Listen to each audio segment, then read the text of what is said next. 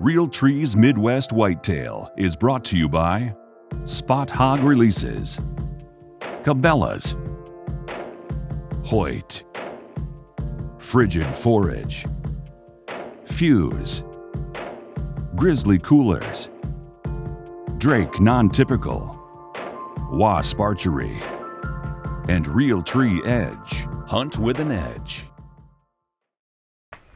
It's August 7th, the 6th day of summer scouting for me here on the farm. I'm going to go back right below the house again to what I believe is the north fringe of where that lone oak buck is most likely living. I hope that deer doesn't turn into my white whale. I hunted him a lot last season. Now I'm finding myself hunting this same deer during the summer. I had a little change of plans. In fact, I better hurry up with this interview too. Two deer just came out on the other end of this little spot that I'm watching, but I got halfway down to the creek and the wind switched, and it was coming from the direct opposite direction of what the forecast had said. So it was going to be blowing right out into that little bean field. So I jumped in the truck and came to a different spot here. Let me whip this camera around and pick up these two does real quick.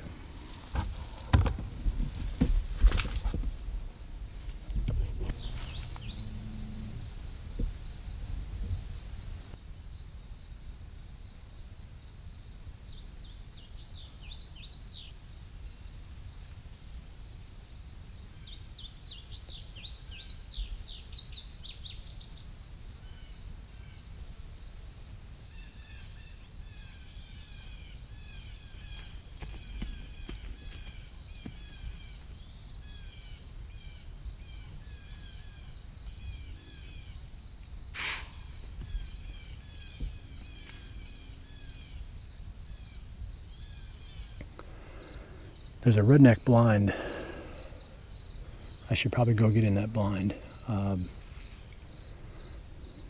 chances of spooking something would be a lot less if I get in that blind than if I stay out here in the open.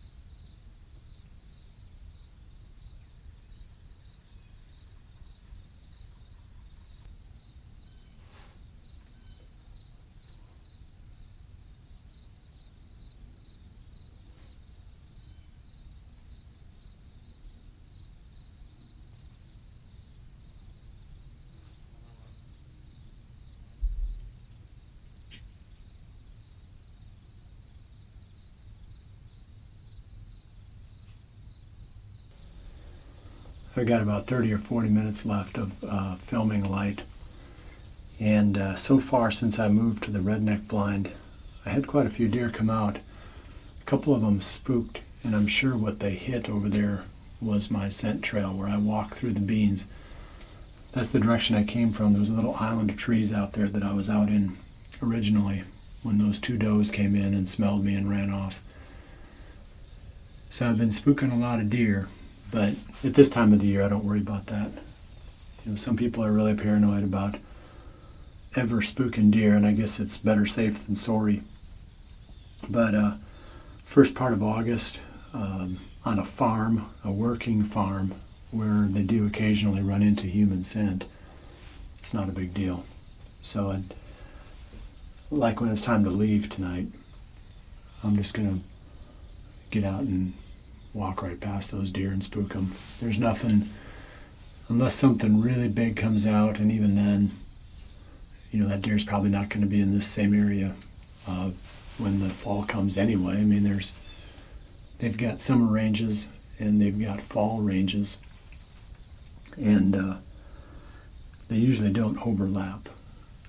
Pretty rare do I find a buck in the fall after they shed their velvet and break up their bachelor groups in exactly the same area where he was living during the summer. That's very rare. The buck I killed last season right here, in fact, on this little field, that wide 10 was an exception. He lived summer, fall, winter, every single day of the year, I believe, right here in this little spot, at least the year prior to me killing him. So there are exceptions to the rule, but in general, the deer aren't going to be living, the bucks aren't going to be living in the same place after the first week of September that they are prior to that. So kind of keep that in mind. Whatever I see now over this next half hour, I'll tag it on to the end of the blog, and then I will not be able to get out tomorrow evening. Our daughter's moving back to college, so I'm going to be helping her get moved into her apartment. So don't look for another one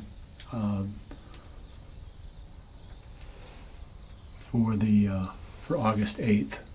Today's August 7th.